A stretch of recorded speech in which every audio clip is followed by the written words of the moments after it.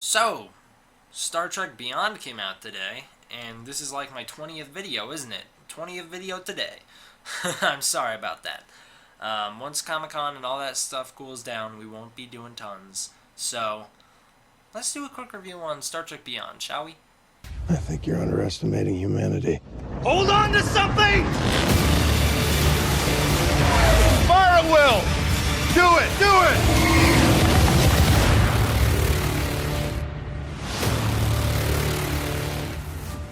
Pardon me.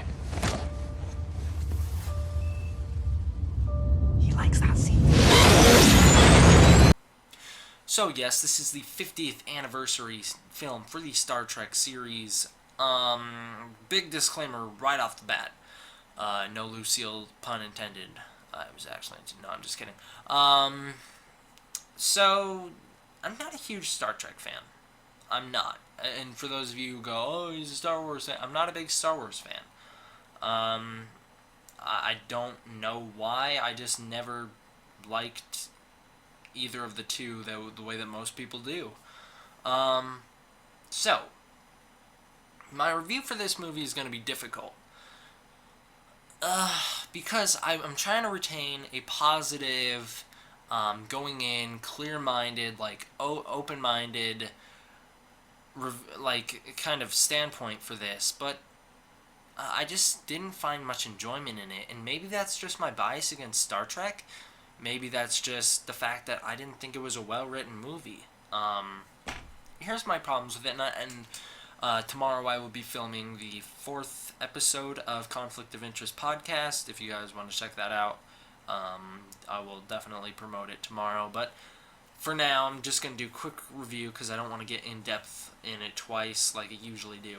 So, general thoughts. I thought it was a poorly written movie, very predictable, very cliche.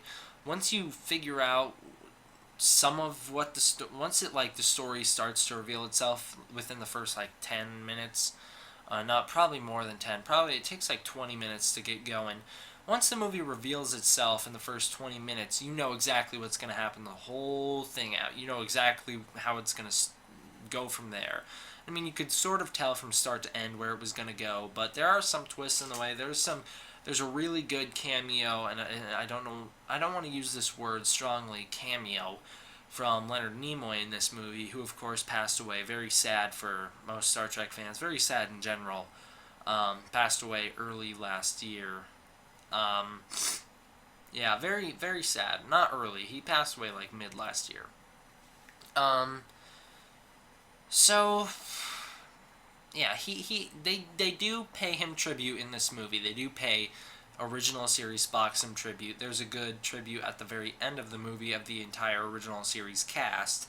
Not spoiling too much. Other than that, what can I say? It was a very predictable, very cliched movie. I didn't think all of the jokes landed. You really have to be a big Star Trek fan to get a lot of the jokes. I did pick up on a couple. There's a couple references like Kirk's shirt always being ripped, a reference to the first season of original series. They mentioned the big green hand holding back ships. The Star Trek Enterprise ship somewhat makes an appearance. It's not the same ship. Don't get your hopes up. It's just a somewhat similar model. There's nothing else that's really big for this movie. There's nothing that makes me go, "Ooh, I like it," which is sad. I went into it open-minded. I mean, before I noticed the theater was just empty, hardly anybody, which is not good for opening day. Other than that, I just kind of realized, I don't like Star Trek, but I'll give it a shot. I did somewhat like 2009 movie, and I did find enjoyment in Into Darkness. So when I saw Beyond, I was hoping it would continue the trend and make me like even more. Didn't work. I think this movie just falls short in a lot of aspects. Do I recommend it? Not to the general public. I do recommend it to Star Trek fans. You guys already saw it. So, I'm assuming, unless you're not a real Star Trek fan. So I'm assuming you guys already saw it. Other than that, though, I wouldn't recommend this to the general public. It's kind of hard to get through if you're not a big Star Trek fan. So I'm sorry if you guys wanted to hear me be excited about this movie.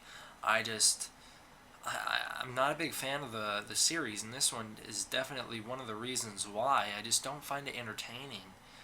There's a cool scene towards the end with Kirk on a motorcycle. We saw some of that in the trailer, but they do it a lot better than you'd think. Other than that, though, the characters are okay.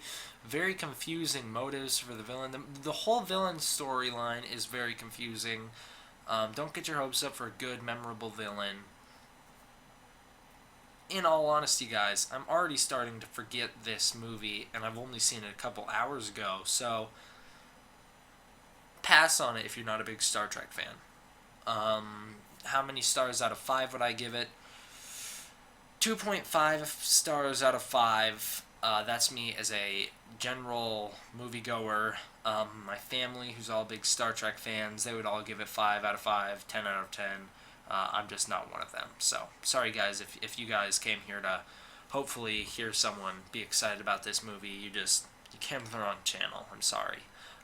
D-Man out.